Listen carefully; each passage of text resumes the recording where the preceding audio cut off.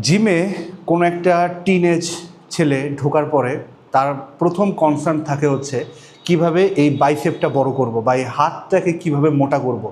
এইটা কনসার্ন থাকে হচ্ছে প্রায় 99% ছেলেদের।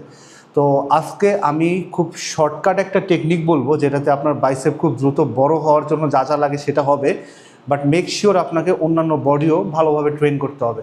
তো বাইসেপ ট্রেন করার জন্য আমি সবার আগে সাজেস্ট করব সেটা হচ্ছে কনভেনশনাল আমাদের যে বাইসেপ কার্ল হয় সেইটা। তো এইটা সব জিমেই পাওয়া যাবে এই রড। তো এই রড দিয়ে আমরা যেটা করি সেটা হচ্ছে বাইসেপ কার্ল নর্মালি, ওকে, এইভাবে।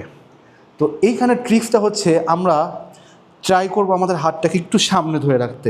এই যে এলবোটা, এই এলবোটাকে আমরা একটু সামনে পজ করে রাখবো, লাইক এইভাবে। এইভাবে যখন আমরা বাইসেপ কার্ল করব, ওয়েট খুব বেশি হেভি নিতে পারবেন না আপনি, অত বেশি হেভি ওয়েট লাগবেও না। মিডিয়াম একটা ওয়েটে বাইসেপ খুব ভালো পাম্প হয়ে যাবে এটাতে।